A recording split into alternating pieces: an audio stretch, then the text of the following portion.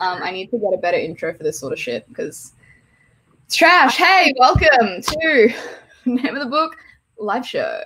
You have us, Piera and Els, today to talk about Seven Blades in Black by Sam Sykes. She is a thick bitch. We chose to read the thickest of bitches in the shortest of months, which I think fucked a lot of us over. But it's okay. And for those of you who are not aware and might not stick around for this one, at 11:30, so in an hour and a half, we will be interviewing Sam Sykes, the author himself. And for those of you— Wow, Piera, shut up. Sorry. So if you want to stick around for that, there will be a link on all of our social medias as well. Welcome. I also dressed for the occasion. I didn't. I just wore the brightest thing I own. I bought this yesterday, and it's the brightest thing in my wardrobe. Everything else is black. I have a lot of washing on, so this is the cleanest thing I own. That's my criteria today. I put eyebrows on for you, so I mean, you know how little I care about my appearance on things. Okay. I'm honored. So, as you are aware, if you are here, I assume, Seven Blades in Black by Sam Sykes was our book of the month for February. I did pull a little bit of, what's the word? Where you summon people. I pulled a summoning, and I was like, vote for this fucking book or else. And surprised myself with the amount of people I can influence, and then considered starting a cult. We worship black cats and drink tea. So that was really exciting. It's a book personally that I read late last year, which got me out of a really big reading slump. So I was really happy with it and excited. Yeah, it was just a really fun book. I found it really enjoyable, and that's why I really wanted you guys to read it. And I honestly thought like some of you would either love it or some of you would hate it. And I think I was pretty across the board on my, like, what I got right. So Els and I finished it. Jean has finished it. Kaz, Sophia, and Rosha have not finished it yet. No. They're working on it. To be fair, we did pick the biggest book for the smallest month. So completely understandable. Like, huge month at work. There's like real live stuff going on. Yeah. Kaz has been Kaz, Sophia and I, we went away for a long weekend 2 weeks ago. We had a little holiday, the three of us. And, she started reading it, and she was into it 2 weeks ago. But then we got back, and she had to deal with so much stuff. So it's definitely I think one of the common, I guess, that's not the word. People at the book club yesterday were saying a lot of it is like because it's so big, they would pick it up and read it in chunks, and they'd really enjoy it when they're reading it. But then they just get carried away and not have a chance to come back to it, or end up in a place where they weren't compelled to come back to it, which I thought was really interesting. I mean, I did most of it on the audiobook this time, which I liked. My general rule of I just dropped a whole hair in my tea. My general rule of thumb with audiobooks is I will listen to an audiobook after I have read the physical book, just because I'm much more of a reader than a hearer. But if, like, I mean, you know how many times I listen to the Red Rising audiobooks a year, so that kind of counts. But yeah, again, for those of you who have just joined us, in an hour and a half, we'll be interviewing Sam Sykes, who is the author of the book, so we can chat to him. Super low-key, super casual. You guys know how we do it here, with zero tact. No tact whatsoever. I have been ordered to be on my best behavior, so. And that coming from me, you have no idea. I'm sweating here. I'm going to take my shirt off in a sec. I'm wearing clothes, don't worry. But tell me your thoughts and feelings on Seven Blades in Black, because I know we're on opposite spectrums. I think opposite spectrums is not quite the right word, because I did not like it. I just struggled with it. And I said before we went live that I think part of that was because I just wasn't in the mood for it. And like that is a big factor with books. And also I've had a big week at work as well. I quit my job last week, so I've been busy organizing things for when I leave, because I'm in management and I need to have a backup plan for that. So work has been a lot for me as well, and it meant that a lot of the time when I sat down to read this, I didn't want to read a big meaty book. I wanted to read a fluffy romance and then fall asleep. So I do actually really want to reread it. The rating I gave yesterday was 2.5. And I think that upon a reread, it would be at least a 3. So there's definitely a lot of elements in it that I would enjoy, but I also have some things that I just didn't really care about. And I think I struggled to find an emotional connection with it, and that's a big thing for me with books. So if I'd had more of an emotional connection, I would have enjoyed it a lot. Yeah. I mean, it's such a big book. Like, so much is happening that it hard. It can be hard to kind of wrap your head around it, but like there's not like it's not like a single through line that's like easy to follow. And I say that lightly, but you know what I mean? Like there's just so much going on, constant, which is what I really liked about it. Yeah, I get that. I mean, I didn't.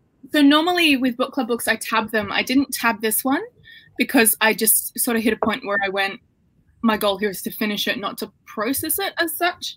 So when I reread it, I think I'm going to tab it, and then I'll probably pick up a lot more.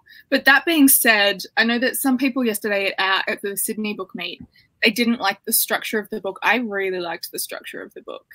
Really? What did you like about it? Yeah, the framing of it, the knowledge. I like stories where the character is in charge of telling the story, because I really like unreliable narrators, and Sal is very much an unreliable narrator, and we don't know how unreliable until the end. Not to go into spoilers with that, but she becomes progressively more unreliable. So I like that it was not just from her perspective, but we had to learn from her perspective, and we had to sort of discern the truth through that.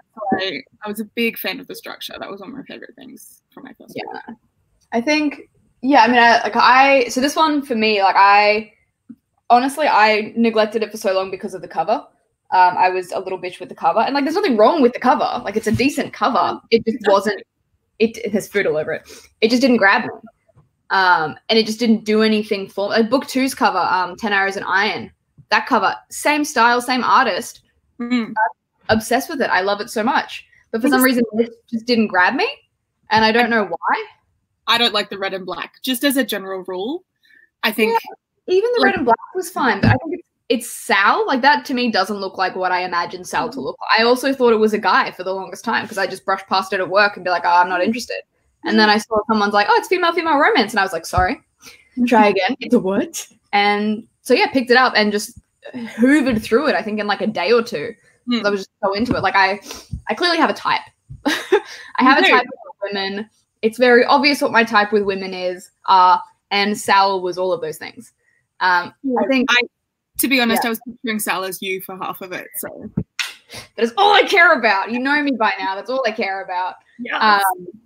No, I love Sal. Ash on Twitter, so Banished Potato, does the most incredible Sal fan art. Like she's just turning out Sal after Sal after Sal. I tweeted a bunch of it on our Name It book account because I'm just obsessed with it. I just love it, and I'm going to go buy a bunch of it just to stick on my walls. But yeah, Sal for me is what really got me through. I wouldn't say got me through. Like it wasn't hard for me to get through it, but I really liked her voice, and the way Sam's written her is. Like you understand her pretty much completely throughout the book. Like she's not a character that will do something and you're like, oh, that seems out of character, or that seems, like I didn't expect that. With Sal, everything you get is kind of what you expect, which I guess you can kind of have it either way. But for me, there's apparently a warship going over my house right now. I don't know if you can hear it, but I can hear a little bit of background noise, but it's not interrupting. Oh my God, it sounds like literally World War III. So if I just die in an explosion. At first, I actually thought it was my mum with the vacuum cleaner. So no, it's Brisbane. Yeah. So for Sal, like you know me, I love a girl who swears. I love a smart ass. I love broady. I love ballsy. I love all of those things. Like every single bit of it, I love it. I lap that shit up.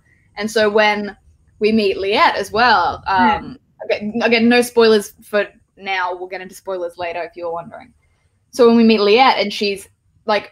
It really could go either way when you generally have, you've got your big, tough, ballsy brawn, and then you've got your like, more studious, quiet, and, confined sort of character. And then Liette's like not that. And I thought that was fucking great. I liked that Liette had agency of her own. I liked that she had balls of her own, and she wasn't just like letting Sal walk all over her. She wasn't just like meekly following along. Like she's like, I'm following you, but fuck you. I'm here because of you. Kavrik didn't do it for me in the honestly, I forgot Kavrik existed. Me too. I was like, who is this? I think Sarah yesterday called him a milk arrowroot, and I was like, wow, yeah, that's exactly what he is. And I was like, I don't even remember what he looks like, so to me, it is just a milk arrowroot biscuit in a suit. Because I just couldn't make the brain connection. And I'm a super visual reader, so I like to be able to visualize what the fuck I'm looking at. And I was like, I don't know who this Kaverick motherfucker is. So, but it wasn't until reading it for the second time that I was like, "Aw, little Kaverick!" Like he adds that third dimension to their little triangle. And by the end of it, I was like, "What if they all just got together?" And then I was hoping for polyamory, and I don't know if that'll happen, but that's what I was hoping for. And I think Sarah come to her senses and leave because she's wasting a lot of time with Sal, and she deserves better. Everyone keeps saying that, but I love them together. Yeah, you know me. I love a doomed relationship from the beginning. I love that sort of torture. Flash. The way you talked about it when I started reading and when I messaged you and I said I'm up to Liette, and I really like Liette, I expected her to be in it more. She wasn't. Yeah, I forgot that she dipped for a while. And then I was like, oh, I feel like I think it's because I've also read The Gallows Black, where it's their entire meeting story. And so I think I was like picturing that all smooshed together because I literally read it back to back. Okay. So you might like The Gallows Black a lot more. Okay. Is it like a short story or? Yeah, it's like an ebook, like a novella of them. Yeah, them, like literally their first meeting pre this book. So it's great and I love it. I think my only obvious qualm with Sal, and I'm sure there are heaps more if we get into it, but I fucking love her, so I don't care and I won't hear a word against it, is the constant, I'm a bad person, I don't deserve you because I'm trash, I'm ruined, I'm broken. I was like, cool, I get it, but can we be past that now? Like, can we be progressive and acknowledge that you have some issues, but you're also not terrible? Yeah. And then I think, yes, Sarah brought it up yesterday again, the way that, and it's the way Sam writes it, and I personally love it. I really like his voice in this, but the way it's like, you know, and I won't have it said that Sal the Cacophony didn't do this, or did do this, or took this, or didn't take that. And I was like, you know, I fucking like it. I like the way he's written it because it's so personable. Like, there's a lot of personality in his writing, as opposed to just like, here is a story. It's like, here is the story from Sal's perspective. You get to understand Sal a lot. Which is, I think, why, like Sal is the reason that I love this book so much. And then I think chapter 49 is my favorite, which is I guess we're getting into spoilers now. So if you haven't read Seven Blades in Black, why the fuck are you here? But also go and read it. It's by Sam Sykes. It's thick. We'll be talking to Sam Sykes in, like, how long? An hour? Almost an hour and 15 minutes. So if you want to come back, I'll pop a link on the social media so you can have that. And we're just going to talk shit and be like, hey, thanks for a great book. But spoiler territory, starting now.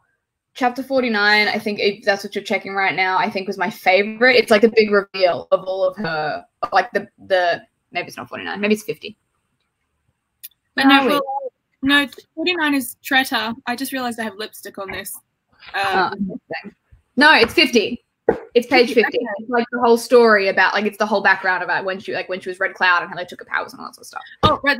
Okay, so that whole reveal, I had forgotten any previous mention of Red Cloud. So the moment she was like Red Cloud and there was a big reaction, I'm just like, what?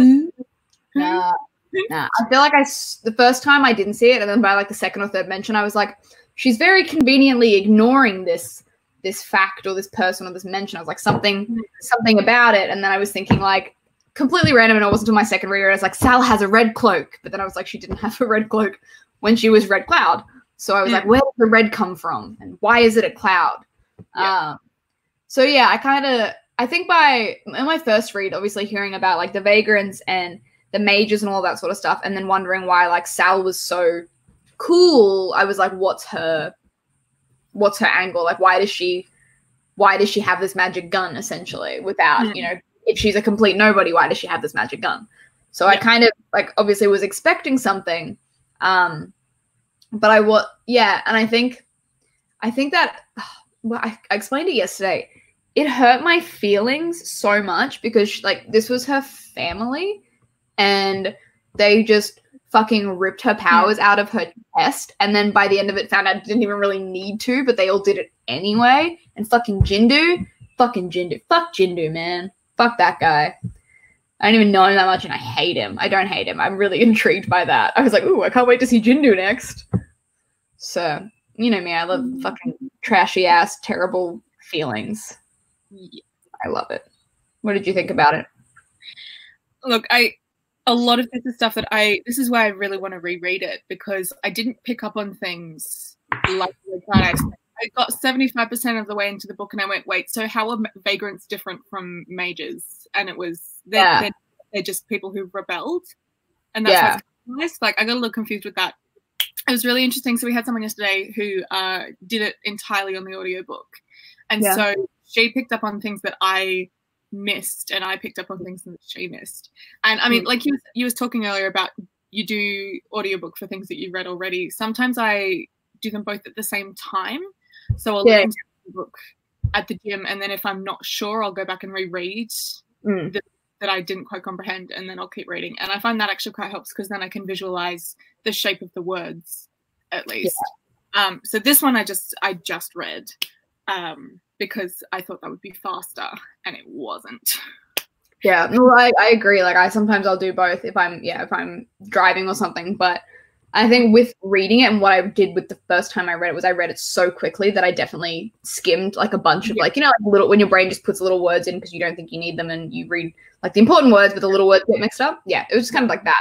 And so listening to it for the second time, I was like, oh, I missed that. And it's like, it's little things like it's colors or it's locations or it's names or it's descriptions of stuff. I was like, I missed that. Not riding a horse. It's some sort of bird? Bird. She's a large bird. I imagine there's a cat. Oh, I'm trying to think of, there's an actual movie that has the bird that I imagine, but I'm thinking, for example, it's a secretary bird crossed with I'm going to say Buckbeak's face, but not Buckbeak's face. There's another monster out there that looks like Buckbeak that I can't remember what it is or what movie it's from, but it's exactly how I imagined. I mean, considering hippogriffs are inspired by a very specific creature that's been in a lot of different folklore, that doesn't narrow it down. No, yeah, true. No, that sucks. I'm blanking on the name. I'm gonna Google. Okay. That eats bone. It is a bearded vulture. Yeah, okay. A bearded vulture is what I imagine her face to look like. So if y'all go ahead and Google bearded vulture, that's what I imagine the front half of Congeniality looking like. What was the other thing you said? For those secretary bird. Secretary bird. Secretary bird. That's just a really large bird. So it's just like the bottom half with like the really long legs and like the chunky body that you could probably sit on. You don't sit on them. Do not sit on a secretary bird. But in a fantasy world with a secretary bird on roids, perhaps. Maybe. I missed it until a certain point where it started talking about beaks, and then I didn't know how to respond. I think like there were a couple of moments where I realized I'd missed something, but I was just too tired to go back and find out what I'd missed. And this is why I'm like, I'm going to do a whole reread. Like, Liette was with her for a while, and then she left, but Calvin was still there. Yeah. I missed the part where Liette left until several chapters later, where I went, where's she gone, though? Yeah. She's the only one I was interested in. She's not here. I don't know. I also forgot that she dipped for ages and then came back. And I was like, I wonder what she was doing. And like, I would happily just read, like, I know Gallows Black is kind of a little bit of that, but I'd happily read a novella of Sal and Liette living a very casual, boring life in fucking, where are they from? Not Hightower. Mm-hmm. The little town, you know, the town that they're from? I don't know. Fucking, there's so many places in this place. Also, my map, I think, my map is wrong. Because I saw, this is my map, and it's missing a lot of the places in the book, but then I saw a picture of somebody else's map that has nicer stuff. So this is my map. And I feel like it's missing stuff. No, it's the same map. Well, then maybe I've seen a map for book 2. And that was the problem, like, that a lot of us had, that the map doesn't have enough information. And I mean, I don't always look at the maps. I love maps. I love a detailed map. This is actually, the wrong thing. Yeah. I have a bone to pick with you. Okay, so you keep talking about how this is an FF fantasy, and it is, but I was expecting more of that relationship. That relationship was one chapter and a sex scene. That's all it is for me. It was all in the past, and that really frustrated me because I wanted Sal. Like, I would have. You were talking earlier about the voice. I love Sal's voice. I love the narrative voice. Cannot stand Sal, the character of Sal. I don't like her. And I think I would have liked her more if she'd made any real connections with people throughout the book. I feel like the only person she actually made a connection with was Calvary. Yeah. I mean, there's definitely one with Treader. Like, there's definitely something there with Treader. Lots of people like Treader. I like Treader. And again, I think that's because I read Gallows Black straight after it. Like, I literally just put this book down, started Gallows Black, that I didn't really have a timeline of when things were or what things were. They all just kind of came together in one book for me. So I think when I was like, female romance, I was like, but also mostly read the Gallows Black. It's in the Gallows Black, all of it. But that. This is not to discount the fact that there is a queer protagonist, but if you describe a book to me as having FF romance, I expect there to be actual romance. Yeah, okay, no, yeah, just say, like, well, as we discussed last night, as I was like, what's romance and erotica? What's the difference? And you're like, too sexy. I was like, I just read porn. So that's, now I know better. But yeah, like, for me, I think it's because for me personally at the moment, or however the publishing industry is at the moment, I find female romances, they're so sparing. And when they are, they're either done not great or they're done really great. And so for me, to find any semblance of a woman loving a woman and having sex with a woman, I was like, perfect. That's exactly what I wanted. Give me the crumbs. Yeah, exactly. No, I'm just not for anything. Yeah. And it's one of these things where I follow quite a few people on Twitter who champion this sort of stuff really well. And they will, post long threads of all of the FF fiction they can find, not specifically fantasy. I've got a few of those. But there's there's stuff out there, but we're at the stage in the industry where it was only really realistically a few years ago that male queer novels began generating buzz and becoming more popular.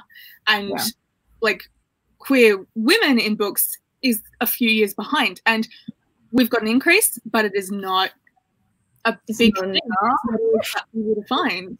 Yeah. So I do understand that. Yeah. Well, I mean, I noticed that I was reading a book recently that it's a hetero relationship, and I really struggle with it. And I don't know if that's because it itself, there was nothing wrong with it. But I was also just like, I have such a high standard now for people in relationships. And I don't know if that's just because I've been in one for like my entire fucking life. But it's just this weird sort of like, okay, so remember when we read Ninth House and about Darlington, we were all like, oh my God, he does basic human things and he reads. What a guy. We're like, where are those guys? They're all dead. It felt like that again. Like I was just, he was doing basic human things and people were like getting wet over it. And I was like, it's more than that. Like I need more than that. You can do the basic human things, but I need more. So that's, I think, what my biggest qualm with literally any relationship now, which is why crumbs, I'm just fucking licking the floor with these crumbs being like, please God, give me anything. Yeah. So I appreciate that. I'm going to read some comments real quick because I've noticed they're filling up like crazy. Hello, everyone. Welcome back. I'm glad you guys are loving it by the looks of it. What are you doing? Oh, I was supposed to take a photo. I was like, why? No, I'm reading the comments. Oh, right. Welcome. Yes, the sarcastic banter between the characters is one of my favorite. You know how much I love a good dialogue. I love good banter. I love good chat. I love good... And again, in the book that I read recently, it's very similar. I love when dialogue seems like realistic. I know it's a fantasy setting, but if someone was like to come to me and be like, you are the long lost daughter of the ancient under-king, you are all powerful, I wouldn't be like, oh my God, tell me more. I had a feeling. I'd be like, bro, how high are you? Like, it's a definite, like, it's that more sort of realistic reaction to me. And I know that's not for everyone because I feel like my personality is a very specific kind of personality and it's not for everyone. But, you know, my reaction to your reaction would be very different. So I think this is my kind of book because of that. It's not, you know, Sal just isn't letting things happen to her. She's like fighting against things, which I really enjoyed. Great points, Els, about structure. Yes. Piera likes Sal and everyone thinks of Piera as Sal. What does that mean? Mate, I have a huge fucking ego when it comes to characters. I don't know where it came from. Very lonely kid, very bored child. So I just ingrained all my personality from book characters. I have no apologies. But I do have a video about it coming out in the next few weeks. So they'll have all your fucking answers as to why I am the way I am and why my mother never loved me. Insulting your child. I believe Morgan is talking about Kaverick because Morgan, I think, is a sick Kaverick bitch. She just likes that vanilla. what does he do? What is nothing? Zero things. He's just going through a crisis of his own. He's just having his own crisis. I felt like he was basically just there to provide exposition for Sal. He's your conscience, but not a good one. Yeah, no, I agree. I agree wholeheartedly, which is why I'm like waiting for him to step it up, which is why I was like, maybe they can just have sex. Like, I don't know. Like, what else is he good for? I don't know. He's so apathetic. Like, he's so apathetic. I'm so apathetic about him. Yeah. I was barely, like, he also left, and I did not notice. And suddenly she's by herself. And I'm just like, oh, wasn't there a guy there? I can't remember. He was there the whole time. Yeah, no, exactly. I agree. Yeah, I agree. Hold up, what else? Biggest problem as a reader was lack of development for certain villains. Yes. Ooh, yes. Because it was like, here's a bunch of mini bosses that we've never heard of that you've done instantly. And even I found Raki to be so disappointing. Sweet Jesus. I can't even remember who that was. The big bad at the end. The big bad Raki the Gate. The whole thing.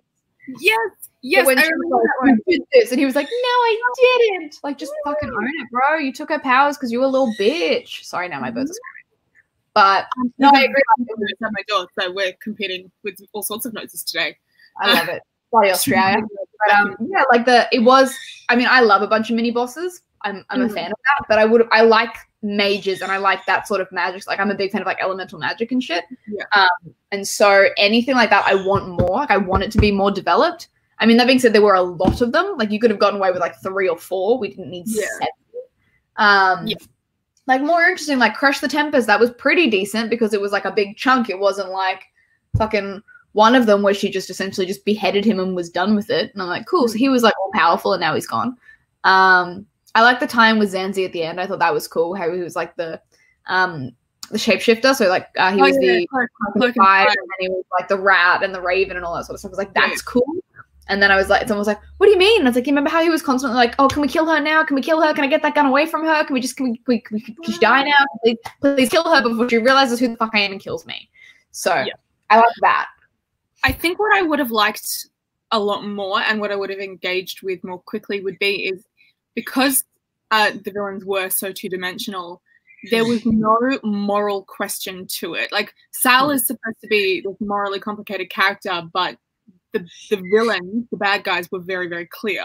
There was never any question of that. So I think I would have liked it if there was a bit of moral quandary on their side as well. If maybe they'd gone, well, we did this for the good of X and Y, and we didn't see that at all. So I think if we could see that in a future book, maybe I'd be a little more engaged with it. Yeah, I mean, I'm just going to close this door because the birds are screaming, but I'm not wearing any pants, so now I have to take you with me completely, lest you see my ass. I feel like Jindu was the only one who had like a bit of substance, and that was because he was obviously the ex-love interest. So you got a bit of Jindu being a good guy for a while, and you got a bit of Jindu and Sal being together, and you got a bit of Jindu's motives, but it still wasn't enough for me to empathize. And by this point, I obviously love Liette so much, and I love girls. So it was hard for me to really sympathize with, oh, Jindu, I'm sure he's a really great guy. See, Jindu I actually remember, which says a lot. He's the only one worth remembering. And it was 3 days ago, and I've forgotten everything. Yeah. Milk Harrood is my type. Yeah, so I mean, that's most of the comments there. Yeah, with the magic system, I really liked it. I like the mages. I like all that sort of stuff. I am interested to hear more about the prodigies, I guess. Like, Raki was obviously one. But with Sal, and I guess that kind of leads into my next point with when Sal's powers were taken away, is she does she have anything left at this point? Because if she's using the cacophony, there's obviously something, because he won't fire for anyone else. And someone mentioned something about the flame glaive, how she was able to use it really easily. I don't really remember that one. But like, are all of her abilities gone? And what were her abilities to begin with? Yeah, I wanted to like a magic system. Like, there's clearly some very original elements in there, but I didn't understand it enough, I think. Yeah. And it's one of those things that, in regards to the story, to the plot of the book, I can understand why going into too much detail would have bogged that down. It would have really affected the pacing, because the pacing was quite consistent. But I really hope that in the later books we get some more information, because I just sort of had to take things at face value and not question them, even though I had questions, like the fact that the cacophony talks to her. Yeah, that's a whole thing. Like, I assume it's been left like casually in the air for like a book 2 or a book 3 thing, and obviously you get that chapter where you're like, where she's hallucinating and she's seeing him as a person or whatever. So as much as I want to be like, hey Sam, what's the story with the cacophony, I'm also kind of like to see how it plays out, because it's never real unless I missed it 3 times.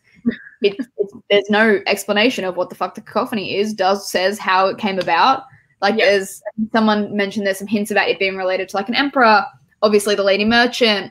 Obviously, like, needs souls, and that's kind of their bargain. But also, like, that's it. That's I want more. So, and then with the fact that he came to her, or she hallucinated him as a person, you're kind of like, well, was he a person that has now become a gun, sort of thing? Like, will, you know, he break in 2 in the next book and become a person, and then what's that relationship like? Is she going to start just like fucking pumping him at the leg and just shooting people out? Like, I don't know. But it reminded me of an anime. There's an anime called Soul Eater. It's a manga as well, which is the characters are like soul reapers, and they fight witches sometimes. But there's always a pairing of a reaper and a weapon, and the weapon is a human who transforms into a weapon. And they all transform into different kinds of weapons. Like totally it's very different, but I just kept reading this and thinking of that. Yeah, no, I agree. And especially with like a blade named Jeff. Also, is Jeff a black blade? Did I miss that? I don't know. I actually got black daggers. Realized that Jeff was a weapon. Yeah, no, look, there was definitely a minute where I'm like, wait, fuck. The first time I was like, Jeff is a what? He's a what? Is it who? Short for something. Sal's short for something? I don't know. Sal, yeah, Salazar. All the other names that was they're all short for something. Yeah, that kind of annoyed me, because some of the names were really cool, but some of the names I just feel like he's just gone, smash the keyboard and here's a bunch of letters, and I'm there sitting there like, how the fuck do you pronounce that? But some I really like. How many books have we read where there was everyone had all these fancy names, and then there would just be someone called Simon? That's how I feel about Sal. Like, before I knew Sal had a longer name, I was like, I fucking hate the name Sal as a protagonist. Like, that's a dumb fucking name. And then when I realized it's short for something, I was like, okay, I like it a lot more now. But now in my head, I only call her by her full name, which I don't remember, but I'm pretty sure it's Salazanka or something like that. That does sound right. Because I kept mispronouncing it in my head until I went, I'm swapping several vowels. Yeah, no, I just can't. Yeah, I mean, it annoyed me because everyone's got these, like, really short names, and then all of a sudden she's like, let me find an example. I can't think of anyone else's name. But when it is Salazanka. But it's like Zanzi the Beast's name is, like, we hear about him as Zanzi the whole time, and then when she meets him for the first time, she goes, hello, Zanzadoodle Wackadoo. And then I'm just like, who the fuck is that? Zanzi. It's the same person. You're just full naming them. So that's probably the only thing that drove me like a little batty. But over there, yeah. The other thing I was thinking about, like, obviously, because it wrapped up pretty nicely in that I was like, oh, I wonder what book 2 is going to be. Like, there's obviously a bigger world and there's a lot more going on. But then I remembered she's got like a list of 32 names.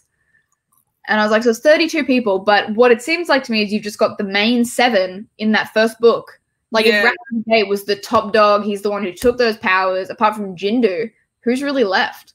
Yeah, there's no stakes left. Yeah. It's kind of what it feels like. And also, because of a little bit in the middle, because of the manner in which she would find one of them, they'd be evil, she'd kill them and then move on. Kind of felt like there were no stakes there as well, which I think I did find a little frustrating. I've just noticed one of the comments down there that it says, like you pointed out, with Sal as the narrator, of course she's not going to mention any redeeming qualities of the villain. Kind of leading me back to her unreliable narration. Yeah. She's kind of building her own legend as she talks to Treader. So, like, she's obviously going to be like, I fucking powered through them and destroyed them. But no, I can understand both sides. Yeah. Yeah. That is true. There is a specific literary technique called something that I'm gonna.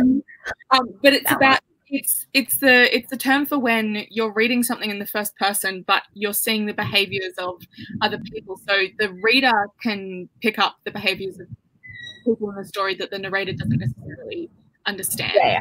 Yeah. So even when Sal is telling the story, the behaviors and the attitudes, she's still describing to a certain extent how these people are behaving in response to her. And those behaviors say a lot about them specifically. So even though she is an unreliable narrator and it's all from her perspective, we don't necessarily have to buy into her perspective at every single second, because we can make our own judgment based on that. It's kind of like, this is a bit of a weird, bit of an off-track example, but you read people's posts on Reddit when they ask for advice, and they'll tell a story and it's just in their perspective. But sometimes you can read through and you can go, well, you've clearly left out information here. You've clearly framed this. You look really good. Even though it is a very, very biased narrative, it is possible to see that there's another side to it. So, like, you're absolutely right. It's from her perspective. So that's what we're going to see at face value. But it doesn't have to be the only thing we see. Yeah, no, I agree completely. It's a really good point, actually. Like, I'm like, oh, I'm such a fan of Sal. Like, Sal can do no wrong. And then we're like, well, she's telling it from her perspective. Of course, she's going to frame her as the hero. And I'm like, oh, yeah, shit, she could actually be a monster. And she is. But I'm into it, so it's fun. What I'm really interested to see, actually, on that note of perspective, with this second book, she's not going to be telling this story to Treader anymore. So what's the structure going to be? Well, I assume it'll be in, like, present time then, because by the end of it, it was in present time, like when she went and got Zanzi, I guess. But I'm just, give me a second. I want to figure out. I feel like I missed something. Gonna have a reading break. Everyone get your books out. Everyone get your books out. We're just reading now. Yeah, so that's what I mean. Like, it wrapped up really nicely. So I was like, what is left? And I don't know. I don't know what the deal with, I guess, his contract was written, like if it was supposed to be a standalone and then he got commissioned for more, or you know, kind of what the vibe was. Like, it reads like there's obviously so much more in this world and there's so much more to the story. And I want to, when we talk to him next, I want to ask him, like, why this story, why this time, like, why not her time as Red Cloud, why not her time as, like, why not more information on stuff, why the revenge plot. I mean, I'm a sucker for a revenge plot, so I don't mind, but you know, why not more of her time with Jindu to make us empathize more, not more time with, like, Raki and the Crown Conspiracy? Why not show us why the Crown Conspiracy was necessary, apart from, oh, we've got a null emperor? Okay, cool. So yeah, that's where what the fuck is a null? No magic. I assume fucking that's what I was going with. Just someone without magic. Yeah. Where explanation of the magic system would have been really helpful. Yeah. Because I think in there somewhere, but then I'm just kind of thinking, was the Empress a mage before him? Because the current one had a son, and the son was a null. But now I'm just thinking, like, well, Kavrik would be considered a null, wouldn't he? Yeah. Whereas Leah's a free maker, so she's got a bit of magic to her. Yeah. And then obviously all the vagrants and all the mages. So, like, what are normal people just doing, sort of thing? Yeah. So I guess, I know, I agree. Like, the fact that I can't remember is if the Empress was a mage, or, like, I know they employed mages, which is why they rose up against them. So you're right. Can someone please explain the title to me? So the relation to the story is, so there are 7 people, well, there's 32 people on Sal's list. 7 are the main ones. 7 are the ones that she gets in the book. They all as mages, they all have like a black blade, like a little black dagger or something, made of something specific. I forget what it's called. I thought so, but I feel like it's something else. It could be obsidian, but I feel like it's something else. Like, it's like dust or something. But anyway, so they've all got 7 blades of black. They've all got dust. Yeah. So they've all got, like, all of them, every mage gets, like, a little black blade, essentially. And because she's, like, fucking cutting them off her list, and there's 7 of them, that's what I interpret 7 blades in black to mean. I don't know what 10 arrows of iron is. Couldn't tell you what the next book's about at all. But, yeah. Yes. Speaking of, the next book is out in August. So if you haven't pre-ordered it, go and pre-order it. Yeah. What if he isn't a null? Well, I mean, that's the thing. We don't know if he's a null because we don't know anything about him except that everyone thinks he's a null. So we're just going off what everyone has said, which is this guy's a null. But I don't know. I don't know how it works. But would love to know more. I feel like this story is like there's more to it. Like, you could be a video game, it could be a TV show, it could be a series of shorter books to explain more of the world and the magic system and stuff, which is what I want. I want more of it. But I think for this to be the first book and for it to be so big and for us to go through so much, it was just really hard to stay, unless you literally do it in one read. I think it's hard to come back to it because you're like, fuck, what just happened again? I can't remember. Yeah. Because there's so much going on.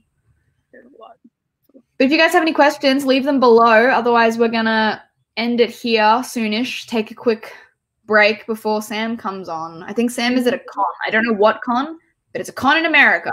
So many. There's so many. And he has so graciously agreed to come on and chat to us. I just kicked one of my cats. Oh my God. You got my feet. I don't know. I've got so many. He's agreed to come and chat to us about Seven Blades in Black. So if you have any questions for Sam as well, write those down because we will obviously be doing audience questions as we go. After we spoke to him a bit, I got a couple questions for him. Els might have a couple questions for him. Yep. But essentially it's just going to be like as chill as this was, just with an author. So go and read Seven Blades in Black by Sam Sykes if you haven't. Hopefully we'll see you all back. No, you've got 40 minutes to read it and join us. 40 minutes. Finish that book. Yeah.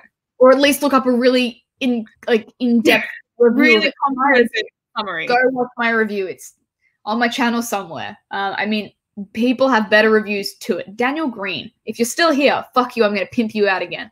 I've made a friend and I'm just really glad about it. But he also has a really good one. So anyway, we will see you in like 40 minutes with Sam Sykes. Hope to God it's going to be okay and we don't embarrass ourselves. You'll be fine. You've got a really good like poker face and you've got your shit together. I don't know how to talk to people. It's just going to be being like, thanks for foul. I really like foul. So it's all right. We'll just discuss literary techniques. I'll look up the names of everything I couldn't remember and throw that at him and he'll talk about birds. I know birds. And why he agreed to do this. Yeah, I was like, why? He was like, are you sure, man? Are you cool? You cool, bro? So anyway, thank you for joining in. Our book for next month is, have we decided? A copy, it's Unspoken Name by A.K. Larkwood. There you go. The Unspoken Name by A.K. Larkwood, which I believe comes out this month. Off the top of my head. It's out already. I checked bookstores yesterday. There's stock in major bookstores in Sydney. So I presume there's stock in major bookstores elsewhere. Cool. That one is essentially, from my understanding, orc priestess turned assassin, and there's wizards. Jean thought it had Vikings in it. I was like, Jean, there are 0 Vikings in this book that I'm aware of. It was not my vote. It was so lax. Our options were Earthsea or Unspoken. They were very different. A Wizard of Earthsea. I think we didn't plan it very well because we wanted to do a short book next month, and then we're going to be combining April and May. Yeah. So we're probably going to do a big book then. And the reason for that is that the Sydney Writers Festival falls on the weekend that we would normally have our meeting.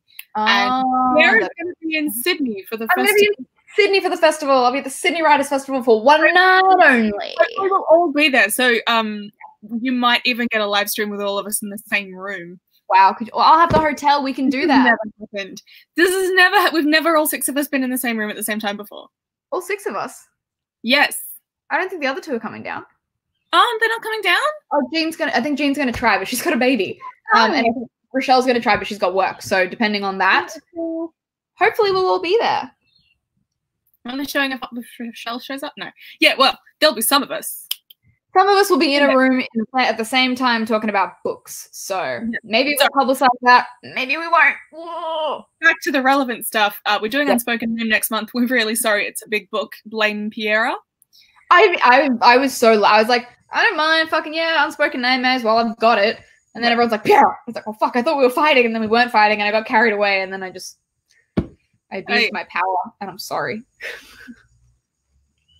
No, it'll be fine. Hopefully it'll be really so we might still do Earthsea later in the year. Yeah. We will. We will for you. We might all love it. We'll see. That's the book of the month for next month. Thank you. Yeah. Huh? See you in 45 minutes. Thank you for coming. Yeah. Thank you for coming. See you in 45 minutes? 45 minutes. At 11:30. Yeah. Okay, I'm bad at math. See you soon to talk to Sam Sykes. Get ready for your bye. Bye.